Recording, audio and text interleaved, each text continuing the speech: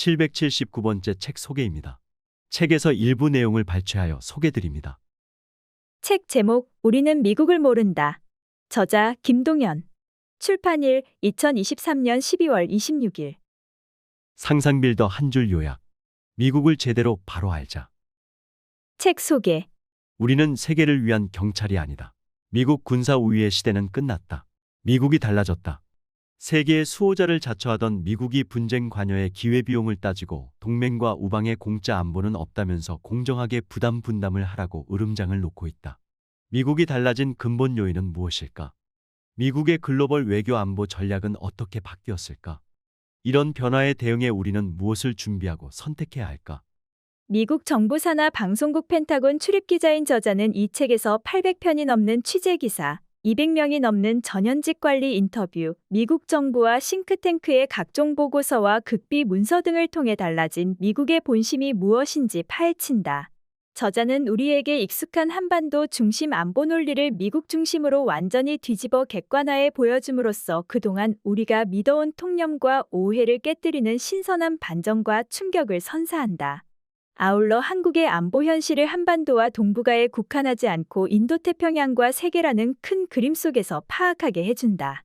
또한 미국과 중국, 러시아, 북한 등 적성국들의 군사 안보 전략, 군사력, 무기체계 진화 과정과 실상에 관한 새롭고 흥미로운 정보와 지식을 풍성히 소개한다. 이를 통해 저자는 미국이 한국에 정말로 원하는 것이 무엇인지 예리하게 통찰해낸다. 이 책은 신냉전 패권 경쟁 시대 미국의 외교 안보 정책과 세계 경영 전략의 새로운 패러다임을 이해하고 우리가 나아가야 할 길을 제시하는 필수 지침서가 되어줄 것이다. 소개. 저자 김동연. 기자. 2006년 한국 다산부대 팔진 영어통역병으로서 아프가니스탄 파병길에 올랐다.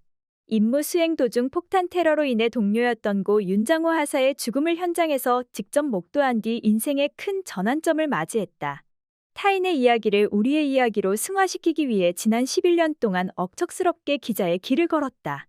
미국 국영방송 VOA 미국의 소리에서 2019년부터 4년여간 펜타곤 미국 국방부 담당 취재 기자로 재직했다.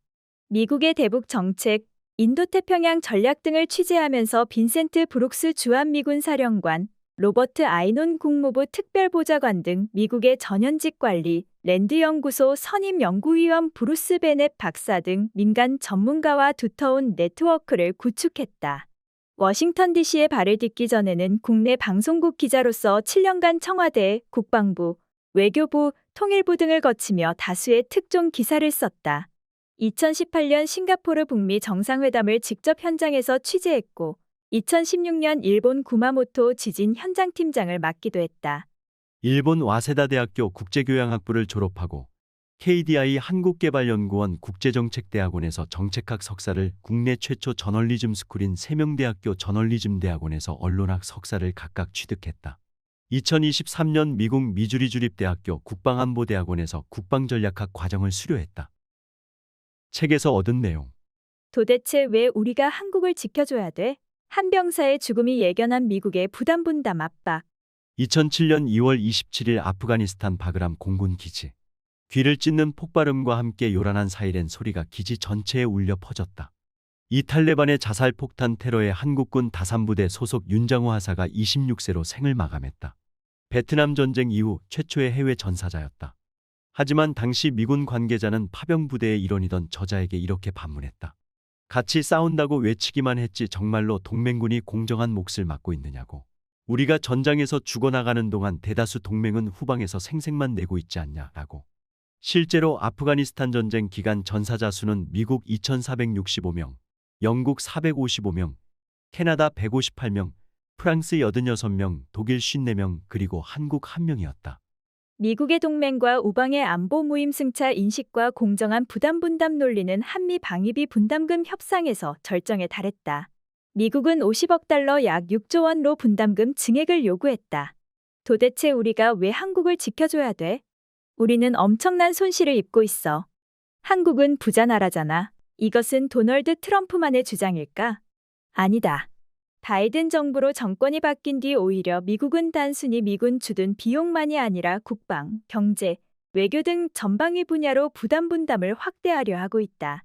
오늘날 동맹과 우방에 대한 부담 분담 압박 정책은 미국에서 초당파적 공감대를 형성하고 있다. 우리는 더 이상 세계 경찰이 아니다. 달라진 미국과 한반도의 운명을 좌우할 새로운 패러다임 이야기. 우리는 세계를 위한 경찰이 아니다. 도널드 트럼프. 미국 군사 우위의 시대는 끝났다. 엘브리지 콜비 국방부 전략군사 부차관보. 미국의 군사력 수준은 약하다. 헤리티지 재단 이전까지는 상상조차 할 수 없었던 이야기가 그것도 미국 내부에서 거침없이 터져나오고 있다. 미국이 변했다. 세계 유일의 초강대국, 세계 1위 군사대국으로 세계의 수호자를 자처하던 미국이 안보에서 더 이상 짐을 홀로 떠안지 않겠다면서 동맹과 우방의 부담을 나눠서 지라고 압박을 가하고 분쟁 관여에서 기회비용을 따지기 시작한 것이다. 미국은 왜 달라졌을까? 미국의 글로벌 외교 안보 전략은 어떻게 바뀌었을까? 이에 따라 한반도를 둘러싼 동북아시아 안보의 지형은 어떻게 변했을까? 가진 미국이 한국에 정말로 원하는 것은 무엇이며 이 본심에 대응해 우리는 어떤 준비와 선택을 해야 하는가? 이 책에서 저자는 우리의 생존과 직결된 이 급박한 질문에 답하고자 한다. 저자는 무엇보다 한반도 중심 논리에서 벗어나 미국의 시선으로 우리가 맞닥뜨린 외교 안보의 현실을 파악하고자 한다. 저자는 이 작업의 4년여간의 미국 연방정부 산하 방송국 펜타곤 미국 국방부 출입기자 경험과 그 과정에서 작성한 800편이 넘는 취재 기사와 200명이 넘는 전현직 관리 인터뷰, 방위 백서를 비롯한 각종 보고서부터 극비 문서까지 총동원의 폭넓은 데이터, 깊이 있는 분석, 흥미진진한 스토리, 충격적인 정보, 생생한 증언을 제공한다. 이를 통해 저자는 좌파의 불신과 우파의 과신 또는 국수와 사대라는 양극단을 넘어서 가장 중립적이고 객관적인 시선으로 달라진 미국의 진정한 속내를 파헤치고 한국의 외교 안보가 나아갈 길을 통찰해낸다. 아울러 저자는 미국과 그 적성국들인 중국, 러시아, 북한의 군사력, 군사전략, 무기체계에 대한 풍성한 정보를 제공한다. 중국의 삼전교리 초안전 반접근 지역 거부 전략, 미국의 킬체인 킬웹 다영역 작전 합동전 영역 지휘 통제 발사의 왼편 역동적 병력 전개 전략, 미국의 해구산 확장 억제력과 각국 핵전력의 실상, 전략 핵무기인 핵 운반 3축 체계 대륙간 탄도미사일, 전략 폭격기, 핵잠수함,와 전술핵무기, 극초음속 미사일과 고정밀 장거리 타격 무기를 비롯한 각종 신무기 등이 여기에 속한다. 이 모든 종합적 분석을 통해 저자는 우리의 생존에 직결된 긴급한 질문을 던진다. 한반도는 미국 동북아 안보 전략의 중심일까? 한국의 핵무장은 가능할까? 북한 비핵화는 가능할까? 국방력을 강화하면 미국이 발을 뺄까? 한국은 미중러 사이에서 중립을 지킬 수 있을까? 한일 지소미아는 일본에만 이득인 협정일까? 핵 위협 앞에서 미국의 해구사는 과연 안전할까? 한미상호방 조약의 범위는 한반도에 국한될까? 주한미군은 한국 방어만을 위해 존재하는 군대일까? 이 질문들에 답함으로써 저자는 그동안 우리가 진실로 믿어왔던 착각과 오해를 여지없이 깨뜨리면서 우리의 외교 안보 현실을 직시하는 신선한 충격과 깨달음을 선사한다. 추천의 글.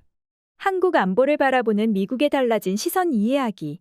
브루스 베넷, 미국 랜드 연구소, 국제 국방 분야 선임 연구위원. 때론 한 나라가 다른 나라의 관점을 이해하기 어려운 순간이 있다. 설사 동맹국이라 할지라도 마찬가지다. 그렇기에 미국은 지난 수년간 여론조사에서 한국민 대다수가 자체 핵무기 개발을 지지하는 결과가 나온 이유를 이해하기 어려워했다. 어쨌거나 미국은 이른바 해구산을 포함해 수십 년간 한국에 확장 억제력을 제공해왔다. 이 덕분에 한국은 자체 핵무기가 필요 없고 핵무기 비용을 지불하지 않아도 된다는 것이 미국의 관점이었다. 이 사안은 미국에 중요하다. 만일 한국이 자체 핵무장을 강행하게 되면 다른 국가들이 따라할 수 있는 선례를 남기기 때문이다. 그럴 경우 미국이 핵 확산을 방지하기 위해 공들여온 핵확 삼방지조약 NPT 송두리째 흔들릴 수 있다.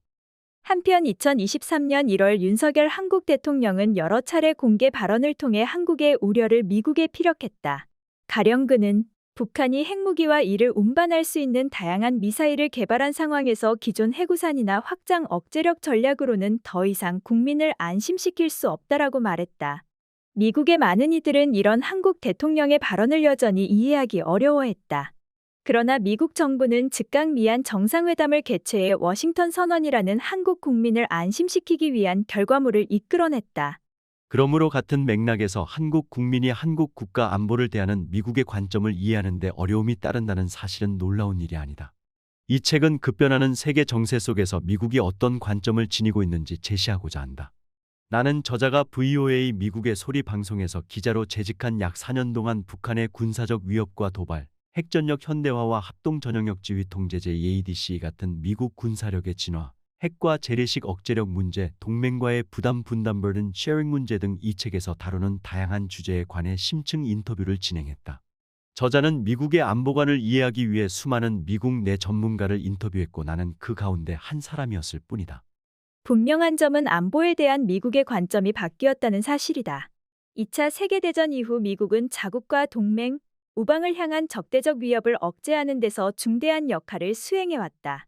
이를 통해 역사적으로 많은 분쟁이 존재했던 세계에서 평화를 지킬 수 있었다. 미국은 핵무기가 억제력 확보에서 중요한 요소가 되리라 기대했다. 물론 냉전 시대를 거치면서 막대한 비용과 희생을 치른 한국전쟁이나 베트남전쟁과 같은 억제력 실패 사례에서 좌절을 맛보기도 했다. 그러나 이런 상황 속에서도 미국은 자국과 동맹, 우방에 대한 위협을 억제하고 필요할 경우 방어하기 위해 상당한 군사적 재정적 자원을 투입할 준비가 되어 있었다. 이런 노력 덕분에 소련과 직접적으로 벌어질 수 있었던 파괴적 전쟁을 막는 데 성공했다. 30년 전 냉전이 종식된 후에도 미국은 자국과 동맹, 우방을 위한 평화를 다시 한번 지켜나갈 수 있기를 희망했다. 그러나 테러리스트와 반군을 상대로 한저강도 전쟁에서 분쟁 지역들의 완전한 갈등 해결과 평화를 거의 가져다주지 못한 것으로 드러났다. 장기간의 전쟁에 따른 비용과 병력 손실을 감수하면서 전쟁 피로도 또한 커져갔다. 이에 따라 다툼의 끝이 보이지 않거나 의미 있는 동맹으로 발돋움할 가능성이 없다고 판단한 여러 분쟁 지역에서 미국은 발을 뺐다. 한편 적대국 또는 주요 경쟁국으로 떠오른 러시아와 중국은 미국의 부담을 더욱 가중시켰다. 러시아의 우크라이나 침공이 대표적이다. 이러한 실패와 피로도, 부담의 증가로 인해 이제 미국은 동맹과 우방의 세계 평화, 그들이 지금껏 수혜를 누려온 평화를 지키는 데 일조하라고 갈수록 강하게 요구할 수밖에 없는 처지에 놓이게 되었다. 이 책에서 저자는 미국의 이러한 인식 전환을 설명하고 미국이 현재 추진하고 있는 국가 안보와 국제 안보 정책의 명확한 그림을 독자에게 제시한다. 특히 관련 내용을 한국의 안보 상황에 적용해 미국의 동북아시아 안보 전략의 전모를 밝히는 놀라운 통찰을 보여준다. 들어가며 중국인민해방군 창군 100주년을 맞이한 2027년 8월 1일 중국은 재통일 목표를 달성하기 위해 타이완 침공을 기어코 단행한다. 천몇 시간은 아주 조용히 그리고 은밀하게 진행된다. 타이베이 근교로 침투한 특수부대는 총통부를 시작으로 관공서와 언론기관을 점거해 나간다. 주요 통신망은 중화인민공화국 사이버부대에 의해 무력화된다. 타이완의 해저 케이블은 절단되고 위성은 전파 두절 상태에 놓인다. 인터넷상에는 총통 사망설 등 유언 비어가 넘쳐오른다. 타이완 지방인민정부라고 자처하는 무장단체가 갑자기 튀어나와 타이완 군부대의 항복을 권고한다. 하나의 중국을 외치며 외세 배격을 강조한다. 중국 정부는 타이완 내 합법적인 정부 단체로부터 지원 요청을 받았다고 발표한다. 그러면서 치안 유지를 위해 파병을 결정했다고 강조한다. 이내 본토로부터 대규모 부대가 상륙하고 타이완 영공과 영해의 위아래로 핵무기 탑재가 가능한 H-20 스텔스 전략폭격기와 공구사형 핵추진 잠수함, 원자력 잠수함, 핵잠수함이 대거 투입된다. 허를 찔린 미국은 즉각 불복을 선언하고 타이완 자주권 수호를 위한 행동에 착수한다. 일본 요코스카항에 상주하고 있는 미 제7함대, 오키나와에 주둔하고 있는 제3해 병원정군, 오산 공군 기지에 있는 주한미군 제7공군의 비상 출동 대기령을 내린다. 미 전략사령부도 핵무기 탑재가 가능한 전략폭격기 B-1B를 타이완 주변 공역에 전개하기 시작한다. 미 본토에 있는 병력에도 동원령이 내려지지만 1만 킬로미터 이상 떨어진 타이완 해협까지의 거리를 고려하면 병력 동원에 필요한 시간이 촉박하다. 병력 공백을 메꾸기 위해 영내 핵심 동맹국인 한국과 일본의 해군, 공군, 해병대 위주의 전력 동원을 요청한다. 비상 동원 태세가 발령된 지 수일 만에 타이완 섬을 미국과 한국, 일본이 동원한 잠수함과 군함이 역포위한다. 1962년 쿠바 미사일 위기 이래 사상 최대 규모의 해상 봉쇄다. 유엔 안전보장이사회는 타이완 침공의 불법성을 규탄하는 성토의 장이 된다. 그러나 당사국인 중국은 물론 또 다른 상임이사국인 러시아의 거부권 행사로 어떤 결의안도 채택되지 못한다. 세계 시선이 타이완 해협에 고정될 무렵 더욱 충격적인 소식이 미 백악관 대통령 집무실에 보고된다. 북한의 전술핵 미사일 강타. 한국 내 주요 기지 초토화. 북한군이 재래식 미사일과 함께 섞어 쏜 전술핵 미사일이 미사일 방어 체계를 뚫고 한국 내 주요 기지에 떨어졌다는 청천벽력 같은 위급 전보였다. 한국군 육해공군 수뇌부가 모여있는 계룡대, 경기도 용인 소재 지상작전사령부 그리고 평택 주한미군 기지가 모두 핵 공격에 쓸려나갔다. 핵을 사용하면 북한 정권은 멸망이라는 분명한 금지선 레드라인을 공표해온 미국. 그러나 미국 대통령은 막상 한반도에서의 핵 보복을 앞두고 백척간두에 놓인 타이완 섬의 상황이 계속 눈에 밟힌다. 평양을 핵으로 때리면 혹여 중국이 오판의 핵무기를 사용하지 않을까?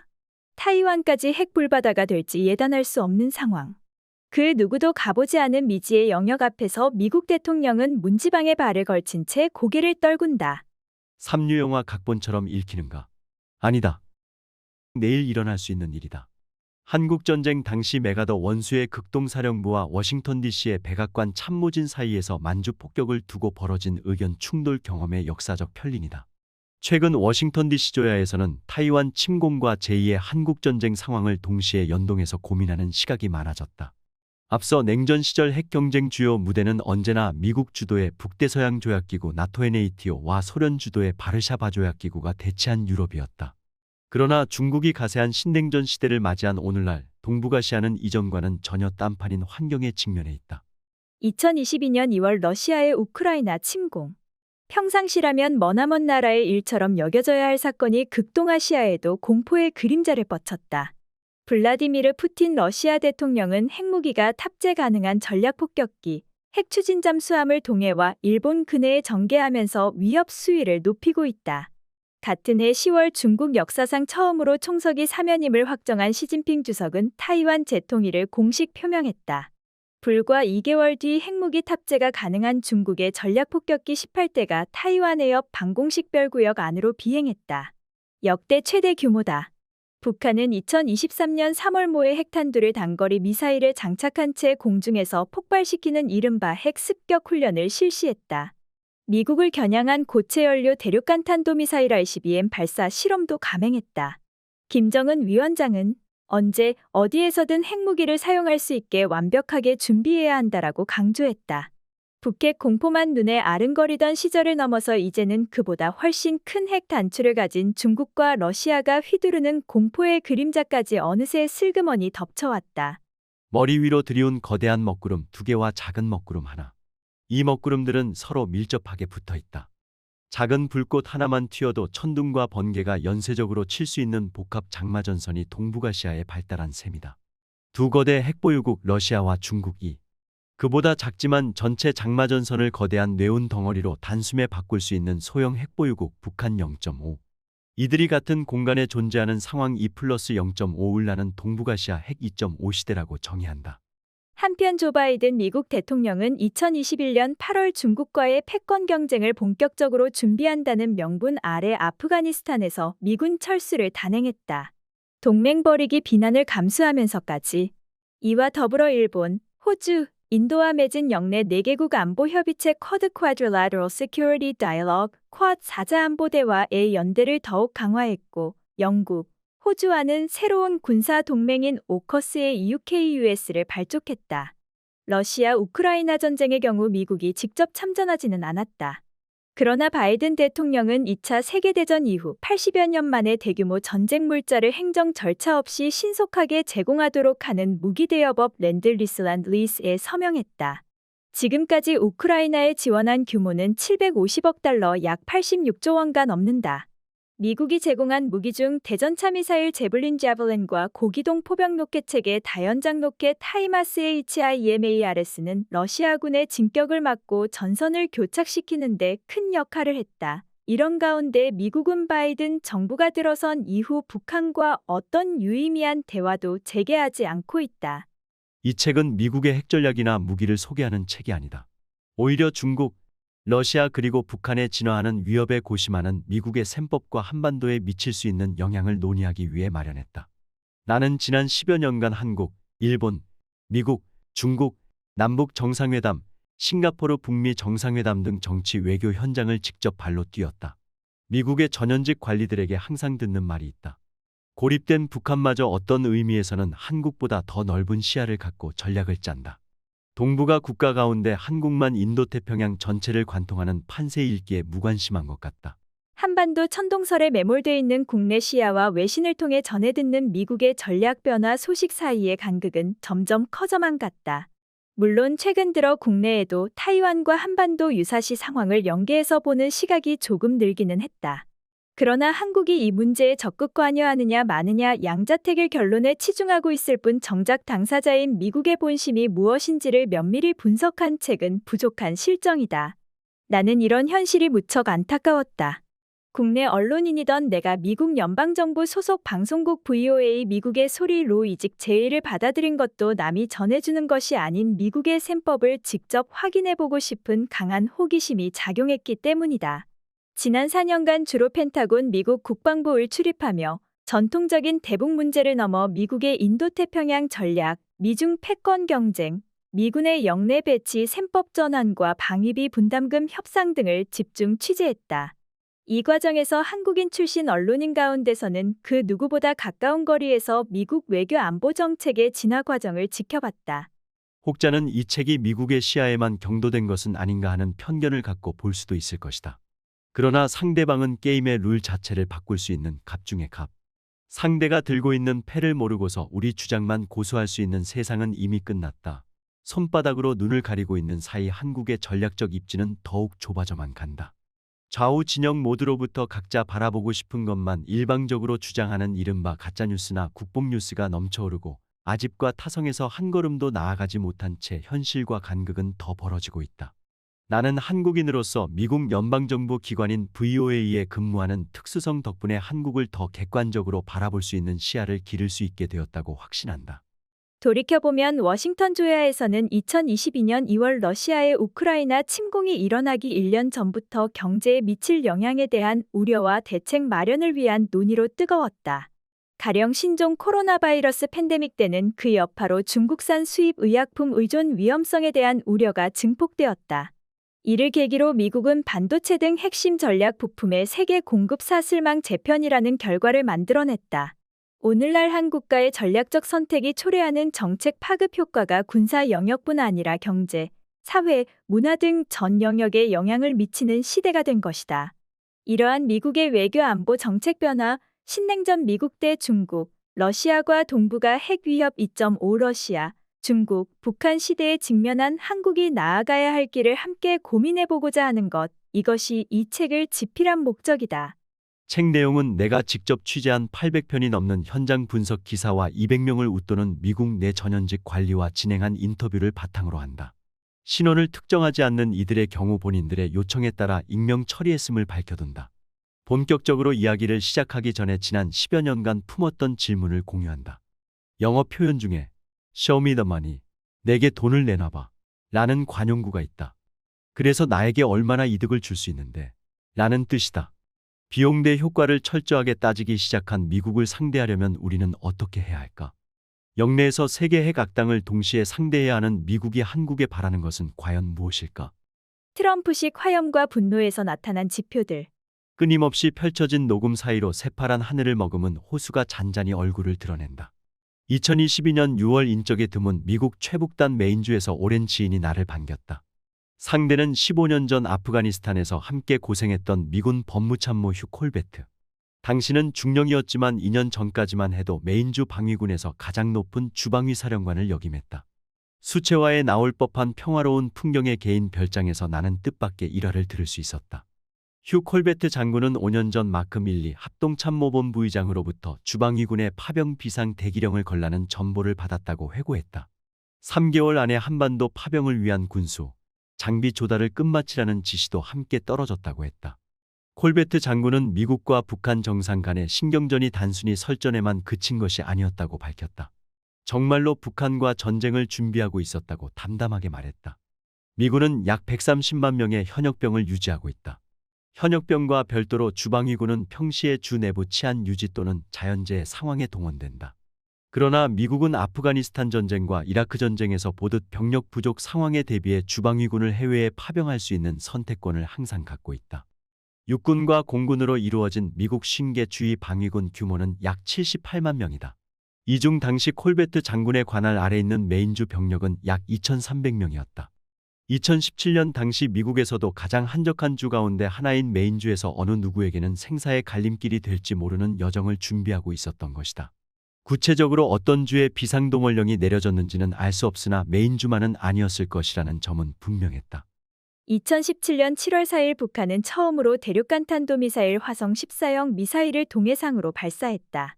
이동식 발사대에 실린 이 미사일은 김정은 위원장이 직접 지켜보는 가운데 사거리를 의도적으로 줄이기 위해 고각으로 세워져 발사되었다. 북한이 주장하는 실제 사거리는 1만 킬로미터로 사실이라면 미국 서부가 사정권에 들어간다.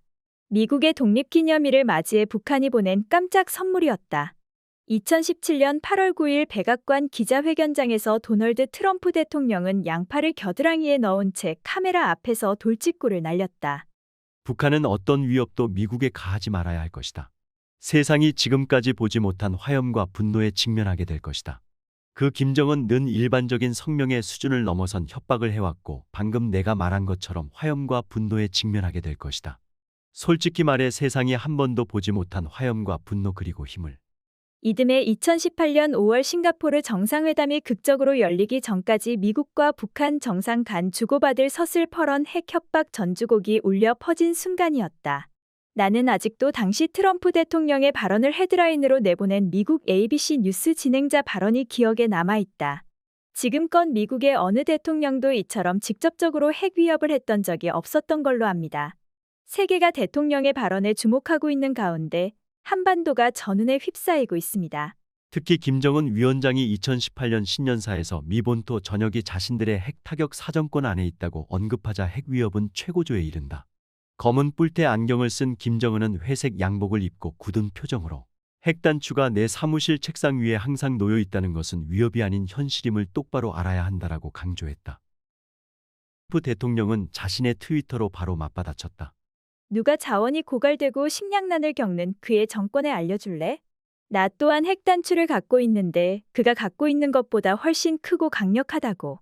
게다가 내 단추는 작동까지 한다고. 이 발언을 두고 마이크 폼페이오 당시 중앙정보국장은 대통령의 반응이 기발했다 브릴리언트고 자신의 회고록에서 밝혔다. 그는 트럼프 대통령의 대답에 실제로 북한이 깜짝 놀랐고 이후 미사일을 단 한 차례밖에 쏘지 않았다고 지적했다.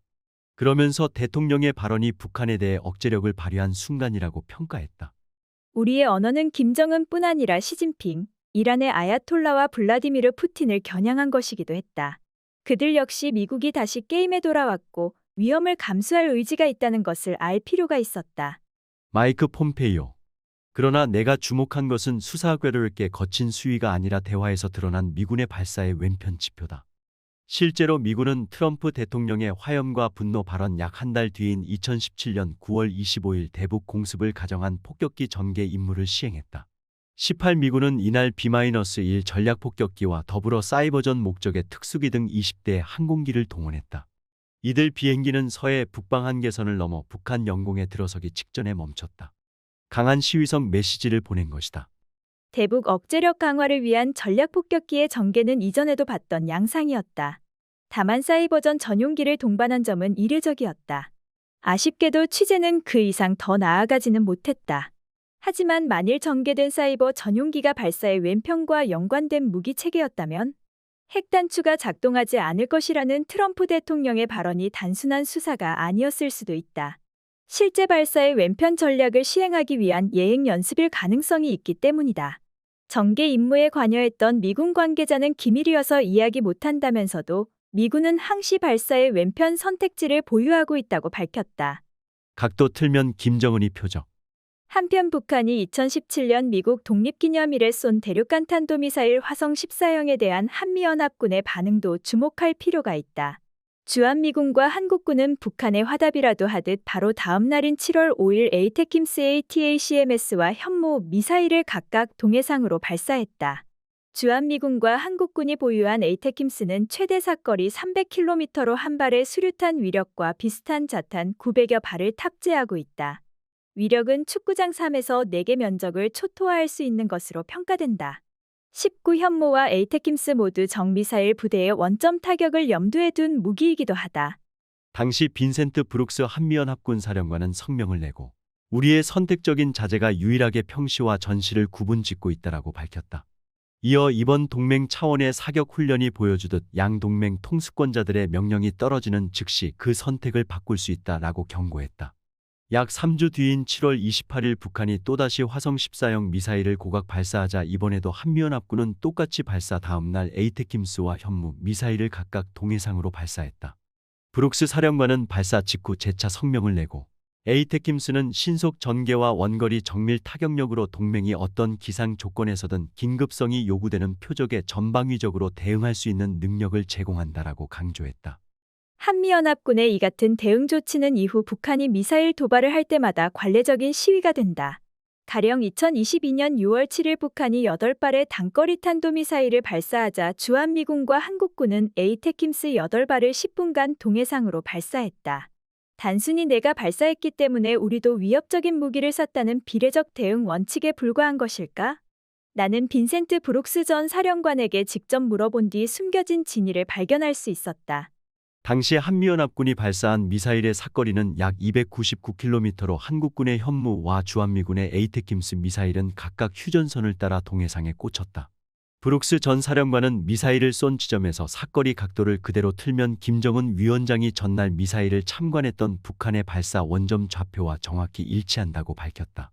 또 첫 번째 발사의 경우 최고 수뇌부 사이의 조율 때문에 시간이 걸렸지만 이후 대응에서는 시간차를 수분 간격으로 현격히 줄였다고 했다.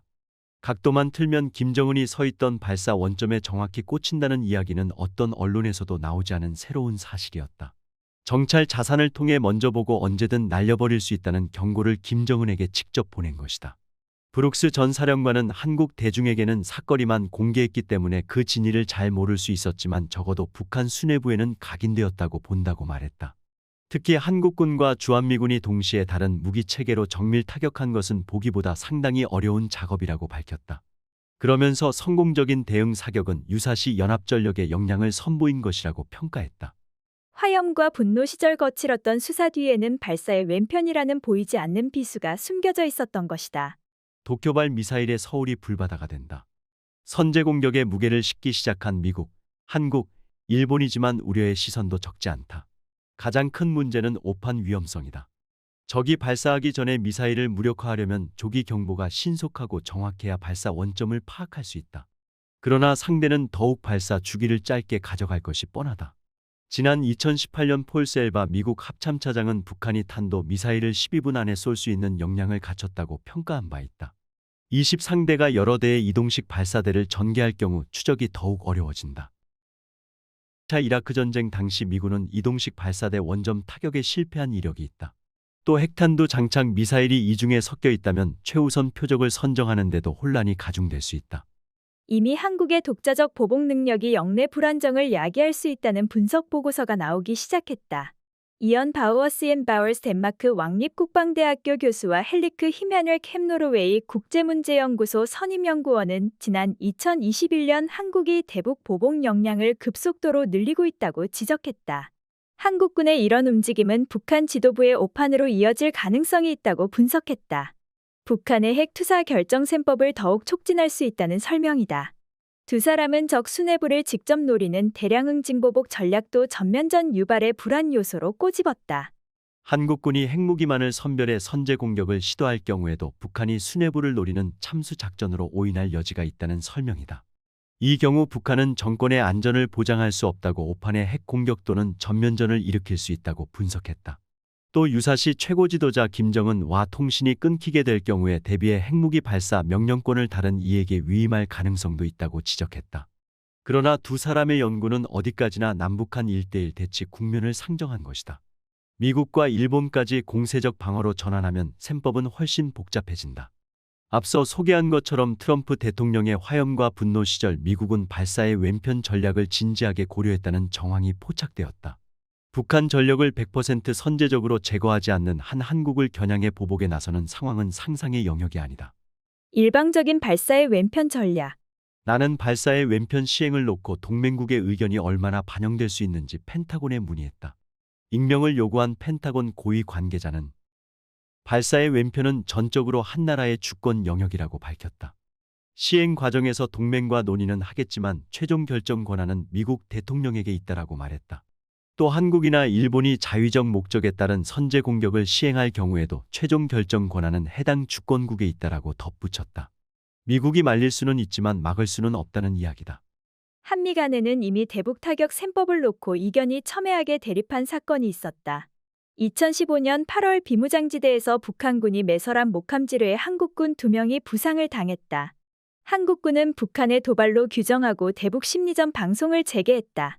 북한은 즉각 반발했다. 공개 경고장을 보내 확성기 철거를 요구했다. 불응시 무차별적 타격을 하겠다고 엄포까지 놨다. 이후 북한은 군사분계선 인근에 14.5mm 고사포 한 발과 76.2mm 직사포 3발을 발사했다. 한국군은 대응 사격으로 맞받아쳤다. 155mm 자주포 29발을 북측으로 쏘았다. 그러자 북한은 최후 통첩을 보냈다. 조선노동당 중앙군사위원회 비상확대 회의를 열고 대북 심리전 방송을 중단하지 않으면 군사적 행동에 나서겠다고 했다. 김정은은 이 자리에서 전방부대의 준전시 상태를 선포했다. 그러나 한국도 물러서지 않았다. 한민구 국방장관은 같은 날 대국민 담화문을 발표하고 추가 도발한다면 가차없이 단호히 응징하겠다고 경고했다. 자칫 전면전으로 확대될 듯한 대치 구도가 펼쳐졌다. 그러나 북한의 대화 제의로 반전이 일어났다. 이후 양측은 판문점 남측 평화의 집에서 무박 4일간 장시간 협상을 벌였다. 최고조에 이르렀던 갈등은 북한이 무력 도발에 유감을 표하고 한국이 대북 심리전을 중단하는 것으로 일단락되었다. 살얼음판이었던 무대의 주연이 남북이었다면 장막 뒤에서 미국은 어떤 역할을 맡았을까? 나는 당시 주한미군 제8군 사령관을 지낸 버나드 샴포 버나드 샴푸의 비역 중장을 만나 의외의 일화를 들을 수 있었다. 샴포 전 사령관은 당시 미국은 한국 측이 강경 대응을 요구하자 어려운 입장에 놓였다고 회고했다. 정전협정 이행을 관장하는 유엔군 사령부는 접경 지역 교전 수칙으로 비례성 원칙을 유지하고 있다. 남북한이 평시에 공격을 당한 양과 규모에 맞게 비례적으로 대응하는지 감시한다. 샴포 전 사령관은 그러나 한국 측의 요구는 비례적 대응 원칙을 넘어선 것이었다라고 말했다. 구체적으로 어떤 선택지를 요구했는지에 대해서는 함구했다. 그러나 한국 측의 요구가 갈등을 더욱 확산시킬 개연성이 높았다라고 말했다. 그러면서 미국은 한국이 갈등을 확산시키지 않도록 설득하는 데 애를 먹었다고 토로했다. 실제로 북한군이 서부 전선에 포격 도발을 한 직후 한국군은 F-15K, F-16 등 전투기를 동원한 훈련을 실시했다. 샴포 전 사령관은 평시 주한미군의 역할은 단순히 북한을 억제하는 데서만 그치는 것이 아니라고 말했다. 특히 목함지뢰 도발 사건의 경우 한국군에 의한 확전을 억제하는 데도 핵심 역할을 했다고 밝혔다. 한일 선제 공격 조정 채널의 부재. 긴밀한 조정이 가능한 한미연합군 내에서도 이처럼 타격 셈법을 두고 이견이 발생한다. 그러니 지소미아 종료 사례가 보여주듯 한국과 일본 사이의 신속한 조정 능력을 기대하기란 사실상 어렵다. 이것은 신뢰 문제다. 미국이 매년 우방국들과 알래스카와 네바다주에서 실시하는 레드플래그 훈련에서도 한일 간의 서먹함이 잘 드러난다. 한국 공군 F-15K 전투기가 훈련에 참가할 경우 절대로 일본 공군 기지를 경유하지 않는다. 공중급 유기를 동원해 알래스카로 직항하는 경로를 취한다. 왜일까? 한국 공군 관계자에게 물어봤다. 한일 간의 자국 전투기가 체류할 수 있는 법적 근거가 없다는 것이 이유였다. 지소미아 체결 직후 한미일은 잠수함 탐지 훈련을 실시했는데 이는 미국이라는 공통분모가 있었기 때문에 가능했다. 한일 양자 훈련은 창군 이래 단 한 차례도 실시한 적이 없다. 일본이 적 기지 공격 능력에서 염두에 두는 대상은 북한과 타이완, 유사시 중국이다. 다만 표면적으로는 동해상에 빈번하게 탄도미사일을 쏘는 북한을 겨냥하고 있다. 일본 방위백서는 북한 핵과 미사일 능력 표현 수위를 매년 높여왔다. 2020년 판방위백서에서는 처음으로 북한이 탄도미사일의 핵탄두를 탑재해 일본을 직접 공격할 수 있는 것으로 평가했다. 22 일본은 사태를 방치하면 자국에 대한 직접적인 무력 공격이 예상되는 상황 중요 영향 사태에서 임의로 집단적 자위권을 행사할 수 있다. 만일 북한 미사일이 도쿄를 겨냥하고 있다고 판단할 경우 선제적으로 순항미사일 또는 극초음속 미사일을 발사할 수도 있다. 이렇게 하면 자위대의 한반도 진출 논란에서도 자유롭다. 1000km 넘는 사거리로 자국의 영토에서 고정밀 타격하기 때문이다. 우리는 북한이 명목상 대한민국의 부속 영토이기 때문에 장거리 타격도 한국의 사전 승인이 필요하다는 입장을 견지하고 있다. 그러나 이와 관련한 펜타곤의 속내는 다르다. 발사의 왼편은 한 국가의 주권적인 결정이므로 자국의 집단 안보가 위협받을 경우 자위 조치로 행사할 수 있다는 시각을 갖고 있다. 일본이 북한의 공격을 받거나 공격이 임박했을 경우에 대북 공격을 감행하는 것은 전적으로 일본의 고유 권한이라는 입장이다. 문제는 선제 공격 뒤 예상되는 북한의 보복이다. 북한의 총구가 도쿄가 아니라 서울로 향할 경우 2차 피해는 고스란히 한국이 입게 된다. 반대 상황 또한 가정할 수 있다. 북한은 이미 미국 본토와 괌, 하와이를 시야에 둔 대륙간 탄도미사일 ICBM, 중거리 탄도미사일 IRBM, 일본을 겨냥한 준중거리 탄도미사일 MRBM, 한국을 표적에 둔 단거리 탄도미사일 SRBM을 모두 확보하고 있다. 미국에 대한 직접적인 보복은 위험성이 크기 때문에 대신 한국과 일본을 인질로 삼을 수 있다. 미국이 발사의 왼편을 실시할 경우 한국 또는 일본이 적기지 반격 능력을 구사할 경우 한국을, 한국이 킬체인을 실시할 경우 일본을 대상으로 보복 공격을 가할 수 있는 것이다. 북한으로서는 한미일 삼각 공조 체제를 분열시키기에 좋은 선택지다. 보복을 우려하는 2차 피해국은 선제 공격을 실시하려는 당사국 결정에 강한 반대를 제기할 수 있다. 그러나 자위적 선제 공격은 어디까지나 주권적 권리다. 북한의 미사일 발사 주기가 점점 짧아지는 추세를 감안하면 선제 공격 결정을 내릴 수 있는 시간적 여유가 없다. 특히 한국과 일본에서 각광받고 있는 선제 공격은 내셔널리즘 국가주의에 기반한 측면이 강하다. 아베 신조 총리가 보통 국가를, 윤석열 대통령이 강한 안보를 기치로 자국의 선제 공격 선택지를 공약으로 내세우지 않았는가? 두 나라 모두 자국의 영토 보전과 이웃 국가의 2차 피해를 놓고 자국 이익을 선택할 가능성이 높다. 북대서양 조약기구와 같은 집단 안보 기구가 없는 상황에서 각국의 독자적 선제 공격 역량 증진이 위험성을 띠는 이유다. 선제 공격 선택지를 두고 한일 간의 제2의 지소미아 사태가 벌어질 가능성이 농후하다. 미사일 공격이 눈앞에 닥쳤을 때 미국을 경유하지 않는 한일 간 선제 공격 의견 조율 채널 개설이 시급히 논의돼야 하는 이유다. 삼국 정보 공유 발사의 왼편에도 적용될까? 이쯤에서 한일지소미아 한일군사정보보호협정의 원래 의미를 되새길 필요가 있다. 세간에서는 지소미아가 북한에서 날아오는 미사일에 대한 정보 공유를 골자로 한다고 알려져 있다. 다시 말해 수동적 미사일 방어에 적용되는 개념으로 이해하고 있다. 그러나 앞에서 살펴봤듯 지소미아의 범위는 각 당사국의 국가 안보와 이익 보호에 필요한 방위에 관련된 모든 정보로 훨씬 포괄적이다. 최근 미사일 방어 전략이 공세적으로 바뀌고 있는 추세를 고려하면 정보 공유의 초점도 변할 수밖에 없다. 특히 날아오는 미사일을 요격하거나 발사되기 전에 선제적으로 제거하려면 모두 발사 원점에 대한 조기 경보가 필수적이다. 더군다나 북한은 지하시설, 이동식 발사대, 위장술, 고체연료 미사일 등 다양한 방식으로 조기 경보에 탐지되는 것을 피하고 있다. 선제 공격을 실시하려고 해도 불완전한 정보에 기반할 수밖에 없는 한계가 발생한다. 미국, 한국, 일본 모두 북한 내 표적물에 대해 완벽한 그림을 손에 넣지 못하기 때문이다. 불완전한 정보는 오판으로 이어질 수 있다. 발사의 왼편 실시를 위해 세 나라의 실시간 정보 공유가 필요한 시점이다. 한미일 정상은 2023년 3월 3자 북한 미사일 경보 실시간 정보 공유 체계를 연내에 도입하기로 결정했다. 한국 국방부는 3국이 실시간 공유하는 범위가 미사일 발사가 이루어지기 전후가 아니라 발사가 이루어진 상황에서 경보 정보 발사 원점, 비행 방향, 속도, 탄착 예상 지점에 국한된다고 강조했다.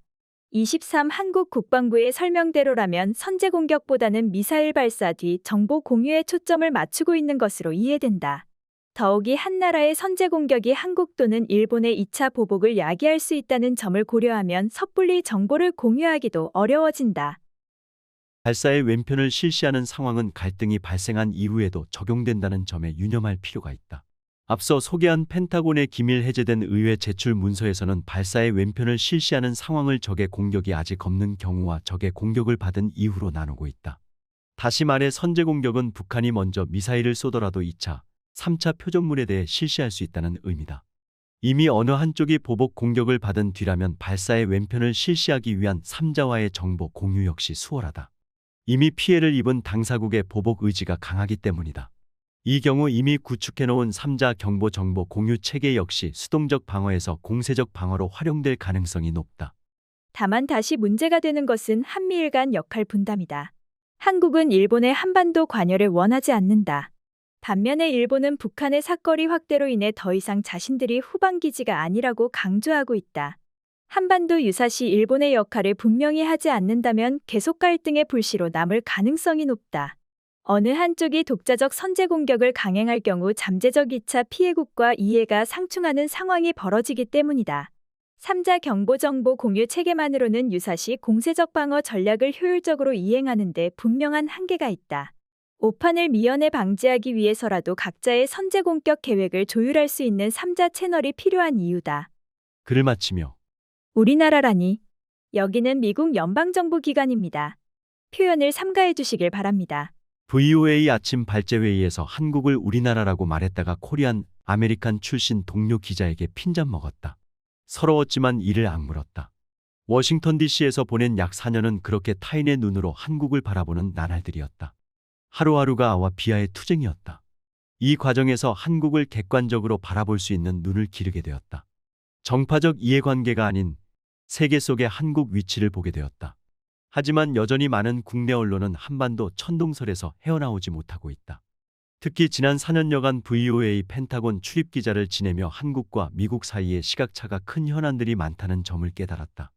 핵 억제력, 주한미군의 역할 변화 등 앞으로 파장이 클 정책 의제가 산적해 있다. 인식 차이는 불필요한 오해와 마찰을 낳는다. 나는 미국이 정확히 어떤 속내를 갖고 있는지 알리고자 이 책을 쓰기로 결심했다. 나는 도널드 트럼프 정부 시절 워싱턴 DC를 마음껏 취재할 수 있었다는 점에서 매우 운이 좋았다고 생각한다. 마이크 폼페이오 국무장관도 회고했듯이 트럼프 정부야말로 미국민의 본심을 가장 직설적으로 드러낸 정권이었기 때문이다. 방위비 분담금 협상, 동맹의 부담 분담 압박 문제 등이 대표적인 사례다. 반면에 바이든 행정부는 본래 미국이 취했던 간접화법의 정부로 돌아왔다. 특정 발언에 대한 문맥을 파악하는 것이 중요해졌다. 이런 때일수록 미국에 대한 평소 학습량과 현장 인맥이 결과의 차이를 만들어낸다. 하지만 여전히 현장보다는 서울의 의중이 더 중요한 한국 언론, 정부 인사들의 움직임에 걱정이 앞서는 것도 사실이다. 미국의 심중을 꿰뚫고 간접화법에 담긴 진실을 이해하기 위해서는 시선을 서울이 아닌 워싱턴 DC 현장에 조금 더 집중해야 한다. 정권이 교체되었어도 미국민의 속내는 그대로다. 미국은 한국이 한반도를 넘어선 역할을 해주기를 원한다. 필연적으로 대중국 견제에 함께 해주기를 바란다. 책에서 다룬 발사의 왼편과 같은 용어는 최근 한국 사회에서도 빈번히 사용하기 시작했다. 하지만 막상 미국에서 직접 겪어보니 똑같은 단어라도 그들이 사용하는 문맥적 의미와 한국이 받아들이는 의미 사이에는 미묘한 차이가 존재했다. 가령 발사의 왼편은 원점 선제 공격이라는 의미지만 미국은 중국의 돌연선을 돌파할 수 있는 수단이라는 점에 무게를 두고 있다. 반면에 한국은 오로지 북핵 대응 수단 차원으로만 의미를 한정 짓는다. 2022년 3월 치러진 대한민국 20대 대통령 선거에서는 핵공유제가 큰 화두가 되었다. 한국에서는 핵공유제를 마치 미국이 보유한 핵무기의 용도를 이래라 저래라 쉽게 지정할 수 있는 제도처럼 여겼다. 반면 비용을 따지기 시작한 미국에서는 유럽의 핵공유제조차 자신들이 온전히 부담해야 하는 골칫거리로 전락한 마당에 한국의 핵공유제는 또 다른 혹덩어리일 뿐이었다. 이런 차이를 해석할 줄 아는 문해력이야말로 미국 의중을 파악하는 원동력이다. 윤석열 정부는 글로벌 중추 국가를 한국이 나아가야 할 지향점으로 내세웠다. 동맹국의 역할 확대를 원하는 미국으로서는 반가운 구호다. 하지만 구호만으로는 까다로워진 미국의 입맛을 충족시키면서 우리 국익을 지켜나가기 어렵다. 10년 전 한국은 몸집이 왜소했지만 이제는 세계에서 10번째 국력을 가진 나라로 성장했다. 삼성 스마트폰, 현대 기아 자동차, 한국산 세탁기와 TV 홍수에 빠져 사는 미국 유권자도 이를 잘 알고 있다. 어린아이처럼 응석을 부려도 되는 시대는 이미 지난 것이다. 지금까지는 안보 분야에서는 전적으로 큰형님 미국이 시키는 대로 발을 맞추는 2인 삼각 경기를 했다면 이제 미국은 한국의 몸집이 커진 만큼 이웃나라 일본과 함께 3인 사각을 해서라도 미국의 부담을 분담해 주기를 원하고 있다. 물론 목적은 영내 최대 위협인 중국 견제다. 어려운 양자택일의 기로에 선 대한민국으로서는 상대의 속내를 꿰뚫지 않고서는 2인 삼각 또는 3인 사각 경기에서 질질 끌려다니기만 하는 신세로 전락할 수밖에 없다. 분명한 사실은 시간은 미국과 중국 사이에서 우리를 기다려주지 않는다는 것이다. 그리고 이미 선택을 강요받는 그 지점에 와 있다. 한국이 애써 외면하기에는 미국도 더 이상 여유가 없어졌다. 태길의 요구가 직접 화법을 쓰든 간접 화법을 쓰든 청구서처럼 밀려오고 있다. 엘브리지 콜비전 부차관보 등 이 책에 등장한 많은 전현직 펜타곤 관리들은 한국의 중립을 적대와 동일시했다. 반면에 중국은 작은 나라가 어찌 큰 나라의 뜻을 거스를 수 있느냐라며 반세기 만에 조공관계를 연상케 하는 듯한 강경대외 행보를 취하고 있다. 어설픈 중립을 표방했다가 망국의 길로 들어선 대한제국 말기 청일전쟁과 러일전쟁의 국제정세가 연상된다. 다만 이번 양자택일의 순간은 과거와는 사뭇 다른 양상이다. 더 이상 미국 편을 든다고 해서 자동적으로 떡고물이 떨어지지 않는다. 미국이 내세우는 동맹 부담 분담 논리는 대중국 견제 참여가 선택이 아닌 의무임을 전제로 하고 있기 때문이다. 우리가 미국의 한국 보호 근거로 줄곧 주창해왔던 한미 간의 혈맹을 이제는 거꾸로 미국이 70여 년 전 미국 젊은이들이 한국을 위해 피 흘린 대가에 대한 정당한 요구의 근거로 내세운다. 미국의 이런 셈법을 모르고 협상장에 나갔다가는 우리가 감당하기 힘든 과도한 부담을 지게 될 수 있다. 미국 편을 들더라도 우리 국력에 걸맞은 공정한 부담이어야 한다. 이 대목에서 미국과의 협상 역량 제고와 철저한 대비가 필요하다. 나로서도 마땅한 대책이 있는 것은 아니다. 다만 한반도 천동설을 우선 깨뜨리는 것이 제대로 된 전략을 세우는 첫 번째 길이라고 생각한다. 거대 담론인 왓에 매몰되어 실행 방안인 하우를 준비하는데 소홀해선 안 된다. 악마는 디테일에 있다라고 한다. 왓에서 하우로 시점을 옮기는 첫걸음을 미국 본심 읽기로 시작하자고 제안하는 것이다. 대한제국 말기와는 다르게 우리도 미국이나 중국에 휘둘리지 않을 비장의 카드가 제법 있다. 삼성전자와 SK하이닉스 반도체의 저력, 러시아 우크라이나 전쟁 여파로 세계가 다시 보게 된 한국 방위산업의 기술 역량과 수출 역량 등 협상 테이블에 올릴 수 있는 만만찮은 카드가 존재한다. 또 미국은 간과하고 있지만 핵을 머리 위에 이고 있는 한국으로서는 북한 문제가 결코 0.5 위협일 수 없다. 우리에게는 미국 셈법에서는 0.5인 위협이 1조차 아닌 전부일 수 있다. 조금이라도 판을 우리 쪽에 유리하게 짜려면 우선 미국이 가장 원하는 것이 무엇인지를 철저히 파악해야 한다. 이 책은 간접화법을 쓰는 미국 정부의 입장을 미사여구를 모두 뺀 채 분석했다. 독자들에게 더 쉽게 미국의 속내를 파악할 수 있게 하기 위함이다. 책 서두에서 언급했듯이 내가 겪은 4년간의 경험과 통찰이 대한 담론 형성에 조금이나마 기여할 수 있다면 하는 바람이다. 끝으로 고 윤장호 하사에 대한 마음의 부채도 이 책을 마무리하는 시점에서 어느 정도 덜 수 있게 되었다. 18년 전 바그람 공군 기지 내 한국군 막사 앞 그의 운구 행렬에서 흘러나왔던 구슬픈 애국가가 아직도 뇌리에서 울려 퍼진다. 국내에서는 해외 파병 부대의 즉각 철수 요구와 반미 반패권 운동이 격화되는 계기가 되기도 했다. 하지만 그의 숭고한 희생을 잊지 않겠다던 목소리는 세월의 힘을 못 이기고 세상에서 사그라져만 갔다. 반면에 머나먼 나라 아프가니스탄에서 싹트기 시작한 동맹의 부담 분담 논리는 미국 외교 안보 정책을 좌지우지하는 핵심 셈법으로 굳어졌다. 이 부담 분담의 실체를 우리는 한번 겪고 잊었지만 미국은 우방과 동맹의 양자택일을 강요하는 무기로 더욱 정교하게 다듬고 있다. 이 책을 계기로 고 윤장호 하사의 희생이 지닌 중요한 함의를 되새길 수 있다면 죽음의 현장을 지켜봤던 아프가니스탄 파병 다산부대 팔진 옛 전우로서 더 바랄 것이 없겠다. 이 책을 고 윤장호 하사께 바친다. 지금까지 상상빌더였습니다. 감사합니다.